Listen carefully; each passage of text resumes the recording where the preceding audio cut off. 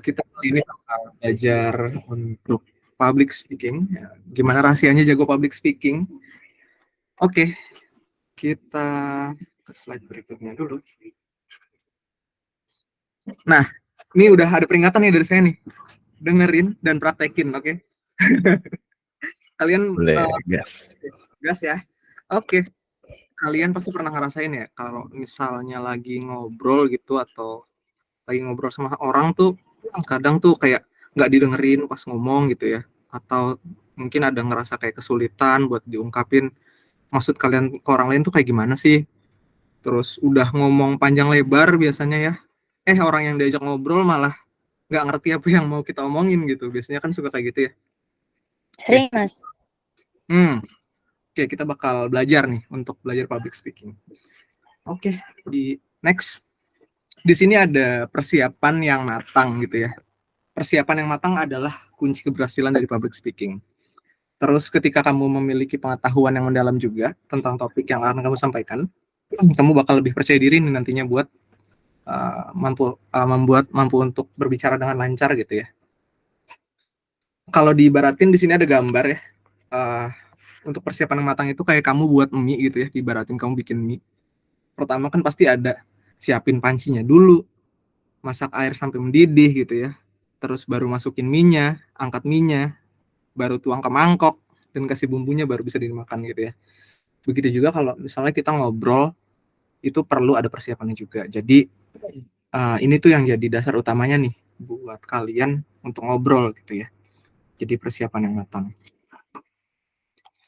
Terus di sini ada latihan yang konsisten. Nah, latihan yang konsisten di sini ada 3 ya.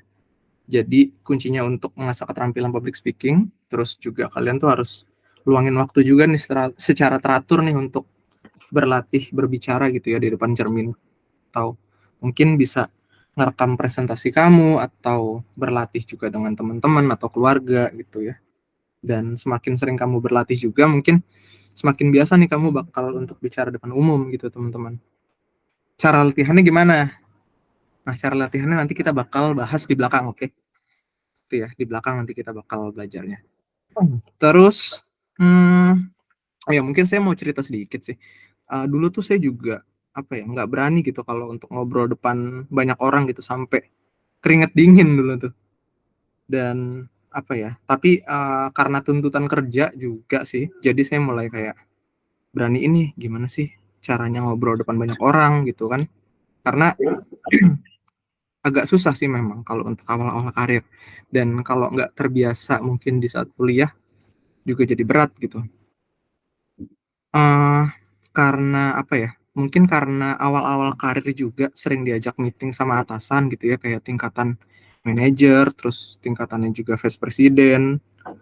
Walau perannya juga nggak penting-penting amat di situ ya, tapi ya di situ saya banyak belajar sih untuk komunikasi gitu ya, kayak komunikasi, mendengarkan, terus saat mereka menyampaikan pendapat kayak gimana, mereka memberi saran kayak gimana, kalau mereka adu argumen gimana gitu ya, atau misalnya melobi gitu, dan masih banyak lagi deh pokoknya kalau misalnya itu. Jadi walaupun misalnya kalian ikut meeting gitu ya, tapi nggak berperan penting di meeting itu, yang harus kalian perhatiin itu kalian harus perhatiin cara orang ngomong tuh seperti apa gitu, dan kalian tuh bisa belajar dari situ gitu teman-teman. Jadi latihannya itu lebih banyak mendengarkan gitu ya, dan konsisten juga. Jadi jangan sampai kalian misalnya diajak meeting nih di suatu saat, misalnya di suatu saat kalian ikut meeting besar gitu ya, tapi kalian nggak berperan apa-apa nih, tapi itu jangan disia-siain buat kalian cuman jadi malas-malesan, gue ngapain ya di sini ya, di meeting gue nggak berperan. Tapi ambil hikmahnya itu untuk yang tadi, harus coba ngedengerin komunikasi mereka gitu, gimana cara menyampaikannya mereka, kasih sarannya mereka, dari cara mereka melobi atau misalnya ngasih saran, adu argumen gitu sih. Jadi harus belajar dari latihan yang konsisten teman-teman. Oke, kita next lagi. Di sini ada saya taruh memahami audiens nih. Kalian juga harus tahu nih audiensnya siapa nih. Apakah audiensnya itu teman, atau kolega atau atasan kalian gitu ya, dan itu kalian harus pelajari. Terus di sini saya kasih keterangan tuh, kalian juga harus tahu latar belakangnya mereka apa, minatnya apa, kebutuhannya mereka apa gitu ya.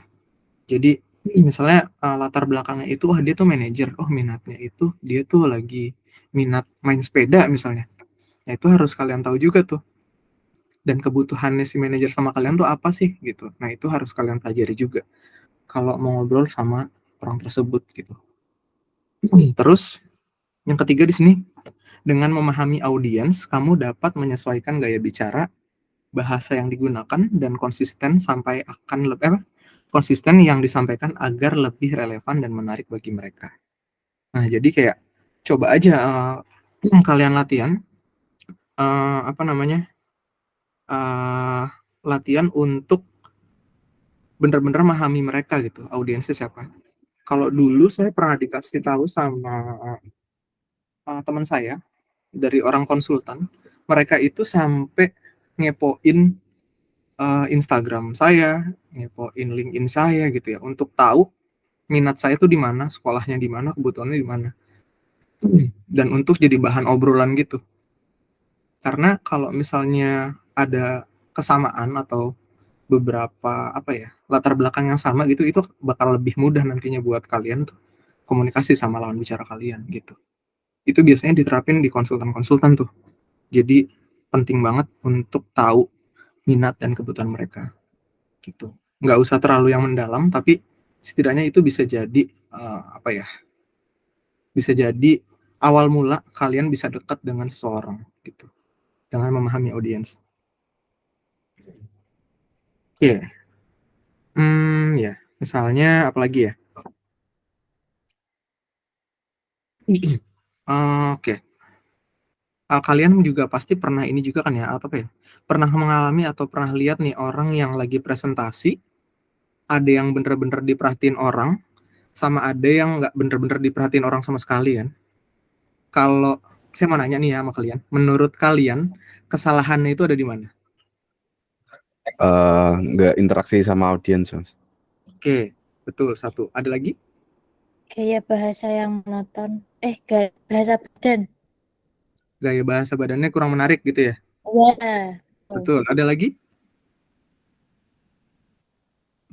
Cara bahasanya monoton. Oke, dari Mas Arif dulu. Cara berbicaranya tidak menarik. Cara bicaranya tidak menarik. Oke, ada lagi? Tadi Ayu?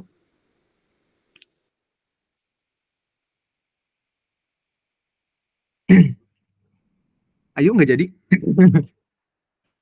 Pembahasannya monoton, Mas, gitu-gitu aja mungkin. Oke, monoton. Betul. Ini dari beberapa yang tadi disebutin itu betul. Tapi yang paling umum terjadi itu, yang bikin nggak menarik itu karena perhatian di awalnya sama audiensnya gitu ya. Jadi kita nggak antusias sama sekali gitu sama audiensnya. Dan yang kedua itu biasanya dari nada bicaranya. Kalau misalnya kita mulai dari presentasi aja udah, oke guys, aku mau presentasi ini, misalnya nada bicaranya kayak gitu, otomatis orang juga males kan ngedengerin dia aja kayak nggak ada antusiasnya gitu. Itu jadi salah satunya juga penyebab kalian nggak didengerin misalnya gitu. Terus yang kedua juga sama bener yang dibilang sama Mas Dwi kalau nggak salah ya, tadi kurang terlibat sama audiensnya gitu. Jadi kurang ekspresi, kurang energinya, nggak ada interaksi sama audiensnya gitu ya. Terus waktu presentasinya juga terlalu panjang atau terlalu pendek gitu ya. Jadi itu kayak kurang baik gitu ya. Dan ditambah visualisasinya juga nggak bagus gitu. Itu juga jadi males. Kalau misalnya presentasinya ini nggak ada gambar, mungkin kalian juga males juga kan melihatnya. Gitu, salah satunya. Oke, aku minum dulu bentar ya. Oke, terus di sini ada belajar mengelola kekhawatiran dengan menguasai ketegangan. Jadi teman-teman tuh kebanyakan orang tuh masih gugup saat bicara depan umum. Ini bener-bener ini sih dialami hampir banyak orang gitu ya.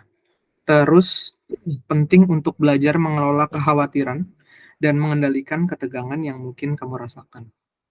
Yang ketiga, gunakan trik reaksi, bernapas dalam-dalam, atau berlatih meditasi untuk membantu menenangkan diri sebelum berbicara gitu.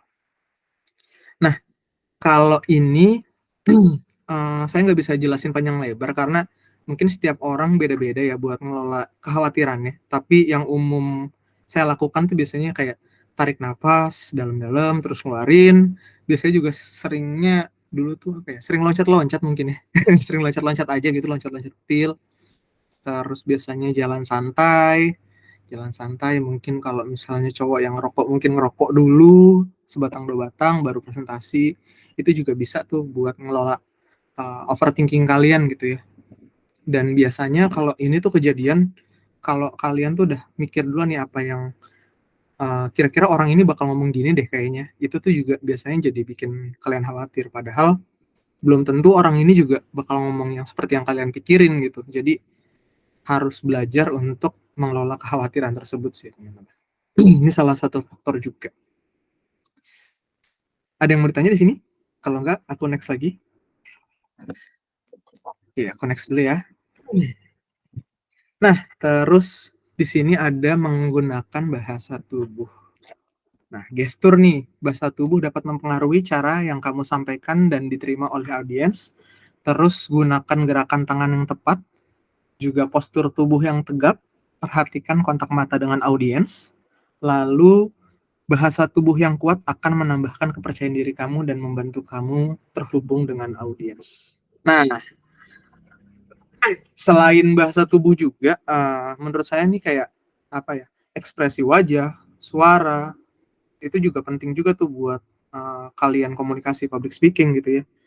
Pastiin juga untuk apa ya, nggunain ekspresi wajahnya juga yang baik gitu ya, yang sesuai dengan konteks, jangan gunain apa namanya, gunain ekspresi wajahnya nggak sesuai gitu. Terus untuk gestur nada suaranya juga kalau bisa yang variatif gitu. Jadi kalian tuh tahu bisa menunjukkan emosi sama penekanannya itu seperti apa gitu teman-teman.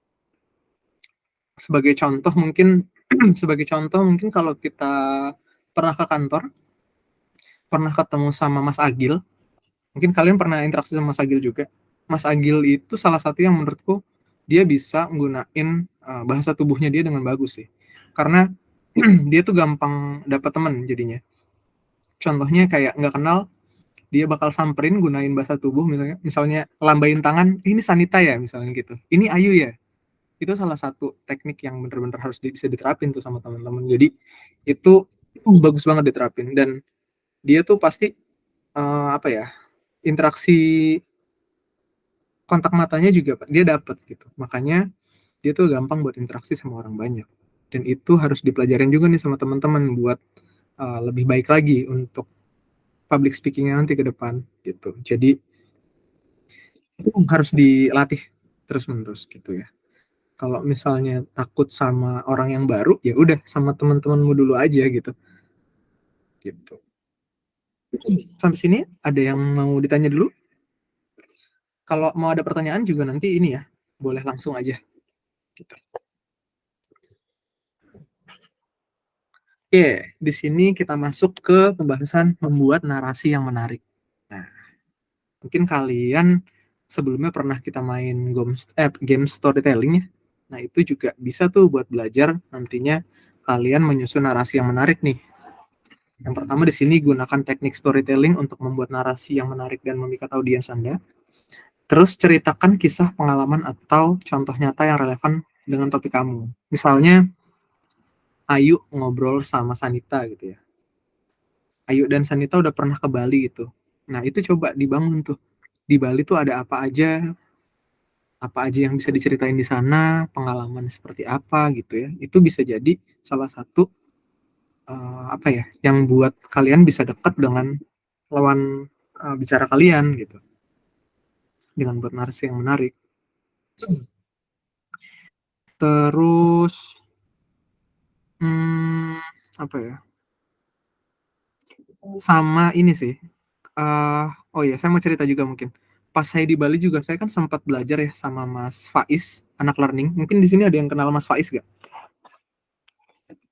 Mas Faiz Enggak, anak learning? Mas. Nggak ada ya? Jadi Mas Faiz tuh anak learning dulu pas lagi di Bali tuh satu kamar sama saya kebagiannya. Banyak tuh saya ngobrol sama dia karena dia anak psikologi. Jadi kalau menurut dia ngobrol sama orang itu sebenarnya simple.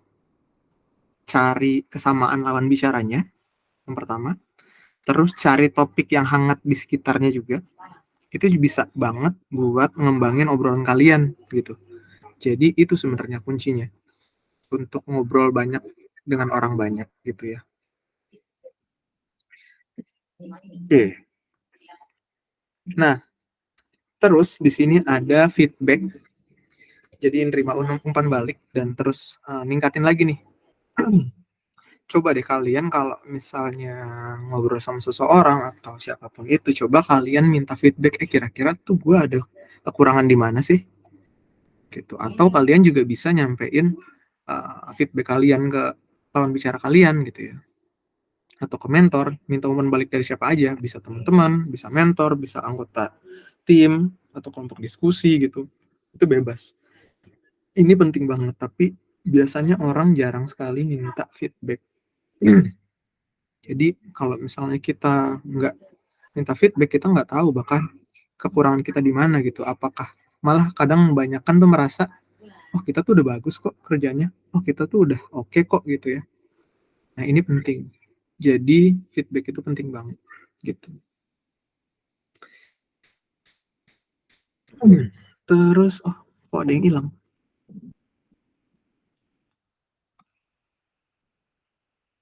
Bentar. Kok ada yang hilang ya topikku? Oke. Oh, kacau. Nah, terus ini yang terakhir ya. Jadi yang terakhir itu menyampaikan dengan rasa. Pahami konteksnya semi formal atau formal gitu ya. Kalian tuh nyampeinnya tuh lagi di agenda apa nih? Kalau misalnya formal kan otomatis kita ngobrolnya juga nggak bisa sembarangan gitu ya. Misalnya kepada Bapak Ibu, mohon maaf bla bla bla bla bla kayak gitu kan formal banget ya. Kalau misalnya ngobrol sama teman gitu ya, ya semi formal itu juga harus bisa dibedain gitu. Terus pahami narasinya dan deskripsinya dan diksinya. Terus yang terakhir itu ada pahami emosinya. Nah, kalau kalian punya perasaan positif kayak semangat, antusias, terus juga ceria gitu ya, sebenarnya secara nggak langsung juga itu sih bisa nular sih kalau menurutku ya. Bisa nular sama lawan bicara kalian gitu. Terus jadi menurut saya obrolan itu nggak sekedar cuma ngobrol gitu ya, tapi pakai rasa. Jadi kalau misalnya ngobrol biasa ya nggak ada masuk gitu. Tapi kalau misalnya kalian ngobrolnya pakai rasa pasti cepet nyampe gitu. Kayak kayak kalian lagi curhat sama temen gitu ya. Ngobrolnya kan pakai pakai rasa tuh pasti. Kadang yang diajak ngobrol malah jadi ikutan nangis misalnya. Nah itu kalian menyampaikannya pakai rasa teman-teman. Itu yang salah satu poin yang saya terapin sih. Kalau ngobrol itu harus pakai rasa. Terus kalian juga bisa tuh cerita pengalaman pribadi kayak kemarin nih misalnya kalian presentasi atau ngobrol gitu ya. Contohnya kayak kemarin sesi sharing session yang disampaikan sama Sanita nih sebelumnya. Tentang apa namanya? Yang tanah ya kalau nggak salah ya Sanita ya. Iya Mas, tanah garapan. Mafia tanah. Nah, di situ juga kalian juga bisa tuh buat apa ya?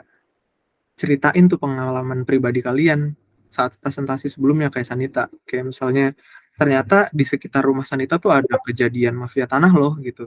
Ternyata relate juga nih sama di daerah Mas Arief misalnya. Ternyata ada mafia tanah juga. Contohnya kayak kemarin kalau nggak salah Mas Arief tuh sertifikatnya double ya Mas Arief ya. Ada sertifikat double juga ya. Jadi audiensnya juga bisa ngerasa terhubung nih apa yang kalian rasain gitu, yang kalian bahas gitu. Jadi itu biasanya yang bakal bisa relate gitu.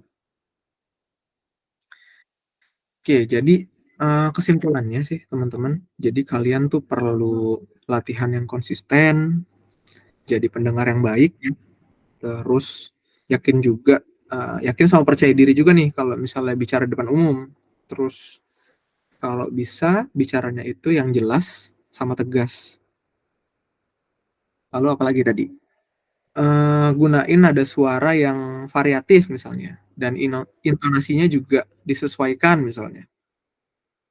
Baru yang terakhir, kalian menyampaikannya pakai rasa gitu teman-teman. Gitu jadi teman-teman. Oke, di sini kita main adlib speaking ya. Aku ada dapat konten dari YouTube. Jadi ada teknik yang namanya adlib speaking. Jadi tekniknya itu teknik latihan bicaranya itu nanti improvisasi tanpa teks gitu ya. Cara latihannya itu yang pertama, pilih satu kata, benda atau kata kerja di kepala kalian. Lalu coba kalian ceritain itu dalam 30 detik sampai 1 menit. Contoh di sini saya lihat nih ada Rexona nih di kamar saya nih. Nah, Rexona berguna banget nih buat kamu yang suka bau badan. Memberikan di sini ada keterangannya, memberikan 72 jam kesegaran, dijamin nih, doi pasti nempel terus nih. Itu kalian bisa improve lewat kata-kata itu, teman-teman. Atau bisa diimprove lagi, Rexona ini bagus banget nih buat cowok-cowok, terutama yang dipakai Rexona Men misalnya. Dan kalau dipakai di baju putih juga biasanya dia nggak akan timbul noda nih, jadi kekuningan kayak produk-produk lain. Nah, itu bisa kalian improve terus dari satu kata. Gitu, teman-teman. Oke. Sekarang kita main adlib speaking ya, teman-teman. Karena masih 30 menit. Di sini ada yang mau nyoba duluan? Ayo, ada yang mau nyoba duluan? Atau aku tunjuk saja? Yang belum kepikiran bisa tunjuk satu benda di sekitar kalian, terus kalian bisa coba praktekin gitu ya. Oke, karena ini tekniknya itu langsung spontan, jadi saya langsung tunjuk aja ya. Nggak usah takut teman-teman. Oke, aku tunjuk dulu ke Tiara. Tiara, makan. Mas, kenapa salah aku dulu? Nggak apa-apa. Ladies first, Mbak. Ladies first. Oke, coba aku timer. Apakah bisa sampai 30 detik buat nge-explore kata-kata itu atau enggak? Oke? Bentar, Mas. Kasih waktu 10 detik, Mas. Aku belum nemu mau pakai benda apa, Mas. Oh, ya. Ada yang lain nggak yang mau selain Tiara? Udah, aku udah nemu. Oke, udah nemu. Oke, aku timer ya. Aku kasih tak dulu nggak nih, Mas? Bentuknya apa? Bentuk bendanya apa, Mas? Disebutin aja, misalnya aku mau ngejelasin mouse nih gitu. Aku mau ngejelasin mouse, Mas. Oke, Oh, iya. dari mouse itu kamu improve. Oke, coba bentar, aku set dulu. Aku 1 menit ya. ya Allah. Ya bisa berapa? Ayo, 1, 2, 3. Ya, aku mau jelasin soal apa tuh namanya? Anduk ya. Itu pakai Mas, binas Mas. Ini jelasin langsung kayak gitu apa kayak misalnya mau cerita kayak gitu. Aku punya ini di rumah kayak gitu-gitu terus lanjutannya gimana Mas? Bebas. Ada tipikal adib speaking itu yang tipenya itu bisa kayak iklan gitu ya. Misalnya, Rexona berguna banget nih buat kamu yang suka bau badan. Memberikan 72 kesegaran, dijamin doi pasti. Iya. Kayak gitu. Misalnya kamu improve lagi, Rexona ini juga bisa loh buat ini misalnya. Nah, Kayak gitu. Oke, Mas. Ya Allah, bismillah ya Allah. Oke ya. Oke. Ini 1 menit. 30 detik itu udah bagus banget. Kalau sampai 1 menit itu keren banget. Oke. 1, 2, 3. Ya teman-teman, jadi aku mau ceritain soal anduk ya. Aku punya anduk yang sebenarnya itu manfaatnya tuh banyak ya, nggak cuma buat setelah mandi terus kita pakai buat meringan badan, bisa juga buat ngeringin air mata kalau misalnya baru putus, terus Mantap. bisa juga buat misalnya ngelap ada air air tumpah kayak gitu-gitu, banyak banget deh apa kegunaannya. Selain itu juga kan ada banyak Mas Ya, lanjut. buyar mas. Udah 30 detik. Udah bagus, udah 30 detik. Nyari Udah satu. bagus, oh iya mantap. Mantap. Buat awal itu udah bagus banget. Bisa ngejelasin sampai 30 detik. Oke, beri tepuk tangan dulu nih sama Tiara. Mantap. Keren aku. Oke, Tian nunjuk nih siapa sekarang habis itu. Tadi Mbak En angkat tangan, Mas. Angkat tangan. Enggak, tadi cuma tepuk tangan. Enggak dulu, Mas. Aduh. Oh, iya. Bingung ya Mbak. Aku bingung. Aduh, aku paling nggak bisa. Santai. Aku jelas. Mas Dwi. Kan Mbak belum nunjuk. Enggak aku kan? Enggak, Mas Dwi tenang aja. Lanjut Mas Dwi. Oke. Loh. Mau bahas apa Mas Dwi? Ini langsung aja Mas ya. Oke, 1, Insto. 2, 3. Oke. Ya, ini ada Insto Dry Ice. Ini biasanya itu kalau yang tipe itu buat ngelembapin mata yang kering. Jadi kalau kelamaan ngelihat monitor matanya kering bisa pakai ini. Nah, selain itu ini juga bisa buat misalnya kalian kena debu gitu, Insto ini juga bisa membantu untuk menghilangkan debu itu biar nggak sakit mata. Karena kalau sakit mata harus ke dokter gitu kan, mahal biayanya dan lain-lain. Jadi pencegahannya awalnya itu pakai Insto. Mantap. Oke, Gitu. mantap. Nyaris 1 menit Ya. juga. Oke, udah cukup bagus. Kasih tepuk tangan nih buat Mas Dwi. Mantap Mas Dwi. Lanjut Mas Dwi. Tunjuk siapa lagi? Nunjuk Mbak Ein. Mbak Ein. Mantap. Yo, Ein udah siap?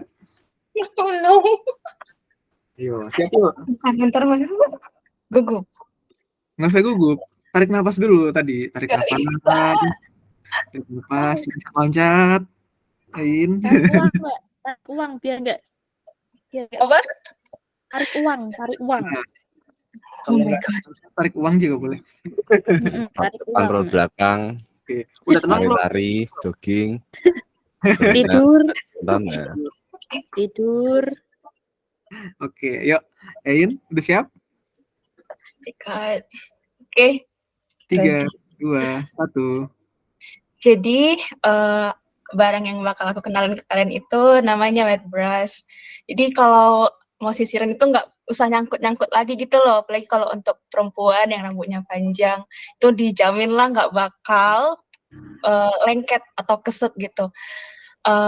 Kenapa sih wet brush ini nggak bikin rambut kita itu jadi makin kusut atau nggak bakal lengket di rambut gitu? Itu karena ternyata ada teknologi yang namanya IntelliFlex di ujung sisirnya, jadi nggak bakal bikin kulit kepala itu sakit saat sisiran, terus nggak bakal bikin banyak rambut rontok, juga bentuknya lucu-lucu, jadi kayak bukan bentuknya lucu sih, tapi lebih ke gambar, ada animasi gambarnya gitu di sisirnya. Tuh, makasih. Mantap. Dikit lagi 1 menit. Dikit lagi. Hebat. Tepuk tangan buat Ein. Gokil. Lanjut Ein, siapa lagi nih? Keren. Ayo Mas. Ayo, Bangke, udah feeling Mas. Ayo. Udah siap? Belum Mas, bentar. Belum. Tarik nafas dulu, nafas, tahan. Jangan dibuang.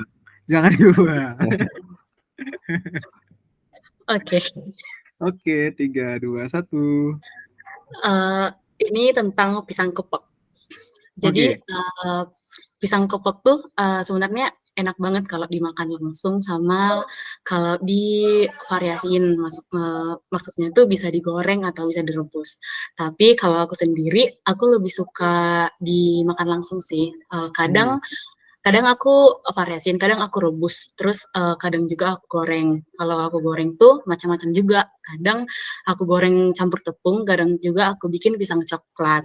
Kalau bikin pisang coklat itu harus ada kulit lumpianya sama meses. Jadi cara gorengnya itu bisa kamu bisa kita iris-iris dulu pisangnya kecil-kecil, terus dibikin di atas kulit lumpia, terus ditaruh meses, terus digulung-gulung, digoreng. Habis itu udah tinggal dibikin susu coklat dari atas, langsung dimakan. Itu enak sih, tapi aku lebih milih makan langsung. Itu Mas. Wah, mantap, 1 menit. Tepuk tangan buat Ayu. Keren. Oke. Mantap Ayu nih. Lanjut yuk. Nunjuk siapa yuk? Ups, Tasya. Tasya. Ayo Tasya. Selain buat Oke, untuk barang yang mau aku jelasin hari ini mungkin yang ada di sekitar aku nih, handphone ya. Sebagai anak tahun 2000-an yang dulu waktu kecil itu ngerasain dari yang belum ada atau baru awal-awal muncul nih handphone sampai sekarang udah ada.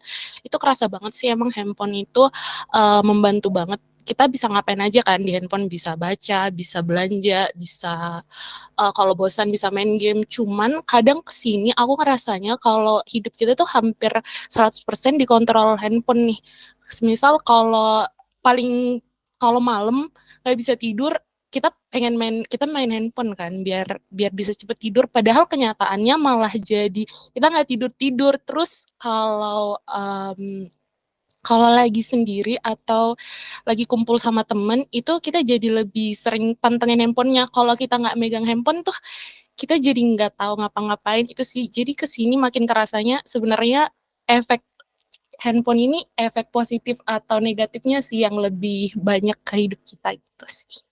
Wih, Itu aja. mantap. 1 menit juga nih. Keren. Keren. Ya. Keren coy. Lanjut. Nunjuk siapa lagi nih?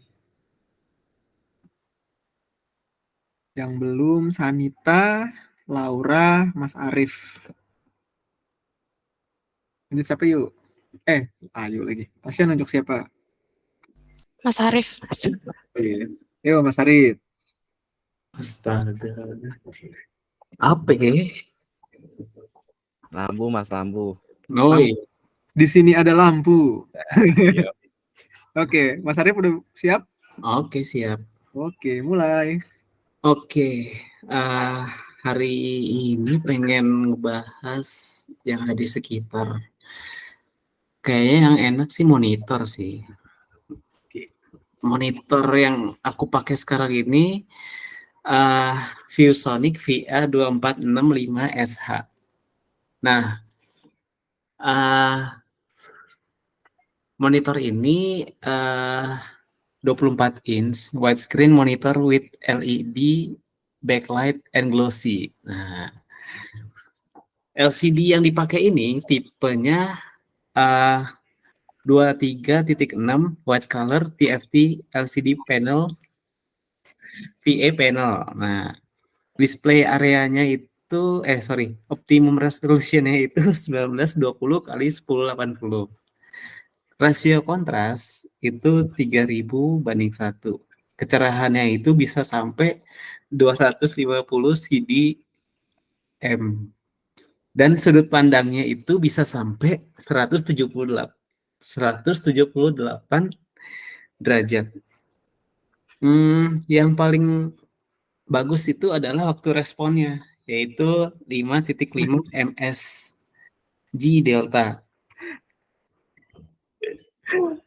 Wah, Mas Arif jangan baca dong, jangan baca please. Wah, ini kayaknya baca nih, nggak boleh baca. Ini improve-nya kurang. Itu kan salah satu Kurang. Aku maunya improvement-nya itu boleh baca dari satu produk, tapi nggak usah terlalu detail gitu. Maksudnya kayak, misalnya 72 jam kesegaran ya udah, maksudnya 72 jam kesegarannya itu ya di-improve gitu. Kayak misalnya monitor layar LED, wah misalnya monitor layar LED, wah keren banget nih. Kalau misalnya di produk lain nggak bakal ada nih kayaknya nih kayak gini, misalnya kayak gitu Mas. Kayak gitu. Jadi kita improve benda sekitar tapi nggak usah nunjukin spesifikasinya yang jelas, tapi lebih di-improve buat ke promosi kah atau misalnya ke lawan bicaranya kah gitu boleh. Oke, sekali lagi ya. Iya, boleh dah. Oke, sekali lagi. Ada produk yang sama atau beda lagi? Beda deh, kayaknya pencukur deh kayaknya. Boleh. Oke, mulai Mas. Oke. Ya, dah. Oke, oke. Gue hari ini pengen coba ngejelasin barang yang ada di sekitar gua, yaitu alat cukur. Yaitu produknya namanya Kemei. Nah, di sini punya beberapa mata pisau. Di antaranya itu ada yang buat bulu hidung, terus ada yang buat rambut, terus sama ada yang buat jenggot. Pada apa mata pisau untuk yang rambut itu dia ada apa namanya ukurannya untuk yang setengah in satu mi sorry 1 senti, 2 senti, dan 3 senti. Terus alatnya ini dia memakai baterai namanya Hualing. Nah, ini baterai ini sangat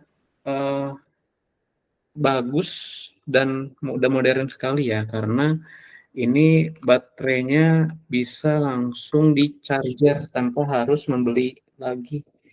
Jadi dia bunyinya seperti ini. Nah, Wih, mantap. terus itu caranya kalau mau ganti mata pisau, kalian tinggal putar bagian kepalanya, habis itu diputar ke kanan, habis itu tinggal tarik deh, gitu. Mantap. Iya. Oke. Kita juga dapat pelumasnya juga buat ngelicinin ketika buat dicukur. Wih, dapat pelumasnya juga. Mantap. Udah 1 Udah ya, menit. cukup ya? Nih, gokil, cukup. Cukup. Gokil. Kasih tepuk tangan buat Mas Arif. Mantap, Mas Arif. Jadi ambasador Gokil. cukur jenggot, Mas. Tasya, mau nanya apa Tasya? Salah pencet, Mas. Oh, salah pencet. Mas Arif, milih lagi siapa nih yang belum tadi? Yang belum siapa ya? Laura. Laura. Wah, terakhir Sanita. Berarti. Sanita Oke. kemarin. Laura, oke Laura. Yuk, dimulai. Aku melihat sebuah benda yang menarik di depan aku, yang warnanya begitu mencolok. Apakah dia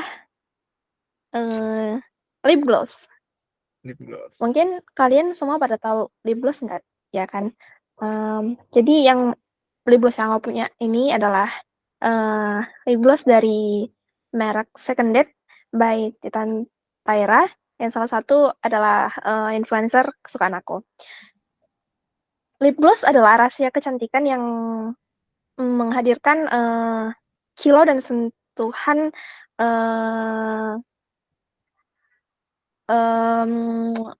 menarik pada bibir. Ketika mengoleskan lip gloss, bibir kita langsung menjadi lebih bercahaya. Lip gloss adalah senjata rahasia untuk sebagian perempuan untuk memberikan tampilan yang berbeda dari mereka. Dari yang simple, natural, hingga mencolok. Lip gloss memiliki tekstur dan lembut yang lengket, tapi kita juga bisa memilih lip gloss mana yang sesuai dengan kebutuhan bibir kita, sesuai dengan tingkat kekeringan yang kita miliki. Lip gloss juga memberikan efek plumping pada bibir yang memberikan kesan bibir lebih sehat. Dengan berbagai pilihan warna dan tingkat transparansi, lip gloss ini bisa memberikan tingkat-tingkat warna yang berbeda di setiap bibir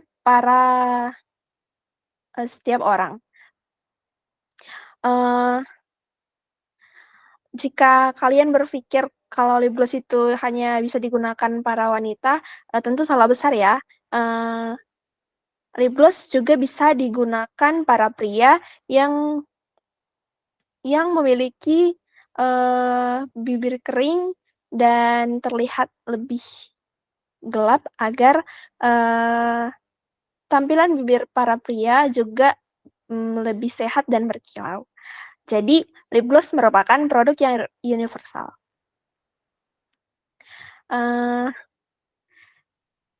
Itu aja yang bisa aku sampaikan. Jadi, jadikanlah lip gloss sebagai sahabat kecantikan Anda. Wih, mantap. Mantap. Ini hampir 2 menit nih. Gokil. Keren. Ini kenapa jadi Keranjang unik ya. semua ya? Gara-gara aku contohnya Rexona ya? Padahal contoh yang lain juga nggak harus promo ini sih. Kayak contohnya misalnya aku ngeliat ini ada pintu. Misalnya jangan jadikan pintu kalian tertutup karena pintu kesuksesan akan terbuka selebar-lebarnya. Itu bisa kayak gitu juga sebenarnya. Jadi nggak harus iklan produk dan lain-lain gitu ya. Kalian bebas aja. Gitu. Oke, terakhir Sanita. Gimana Sanita? Oke, aku mau kenalin tentang mouse. Oke. Ya, oke. Seperti kita tahu kalau permasalahan di laptop kita itu kadang-kadang karena touchpad kita itu kayak kurang licin. Jadi pasti sangat mengganggu kerjaan kita nih. Nah, sekarang itu kan udah ada banyak ya merek alat elektronik, mouse kayak Logitech, robot. Nah, jadi kita bisa pakai itu supaya kerjaan kita lebih sat. Ya. Kalau mouse-nya itu berisik, kita rasa kayak cetak gitu. Itu kan kadang mengganggu. Nah, kita sekarang itu udah ada varian mouse yang dia hening gitu. Jadi nggak berisik lagi selama kita meeting ataupun apa gitu, mengganggu orang di sekitar kita.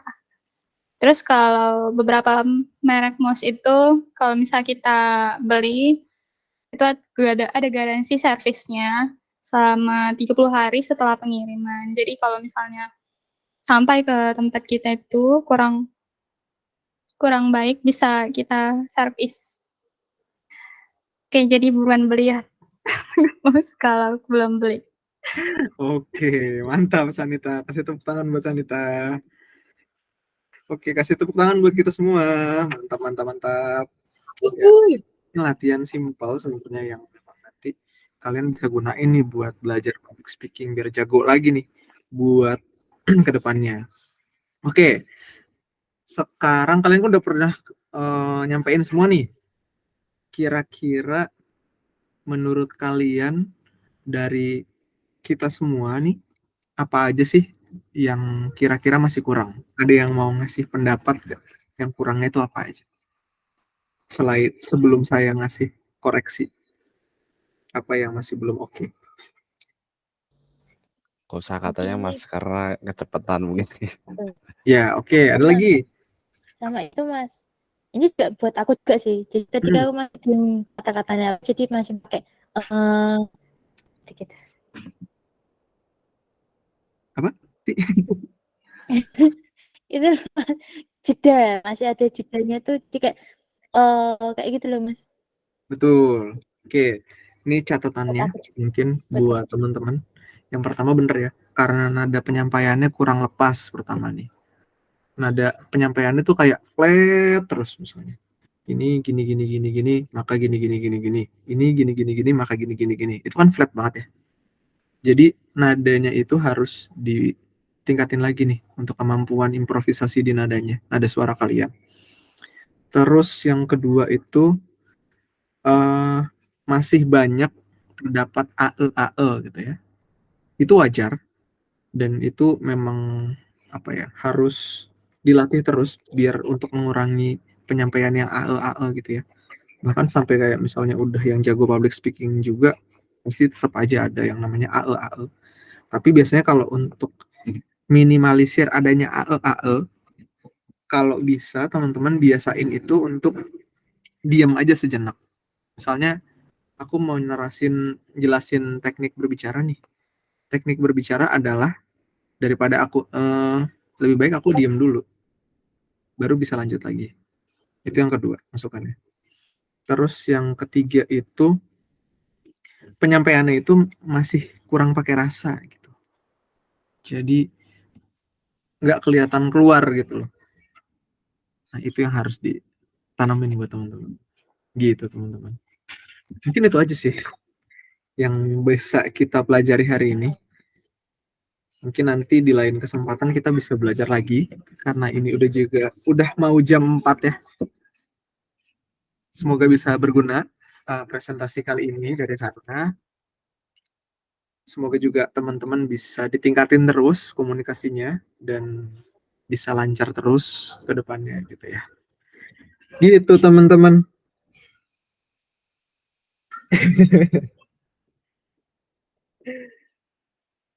Oke. Sebelum itu, ini masih ada 10 menit ya. Ada yang mau ditanyain nggak sebelum aku tutup? Ayo. Bebas mau nanya apa aja. Kalau mau tanya boleh.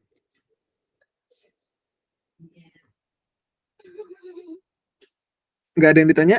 Oke. Kalau gitu mungkin cukup ya presentasi saya. Thank you semuanya. Semoga bisa lebih baik terus dan makin kompak. Thank you. Thank you. Iya, Mas. Jangan lupa Mas Dwi. Thank you. Next.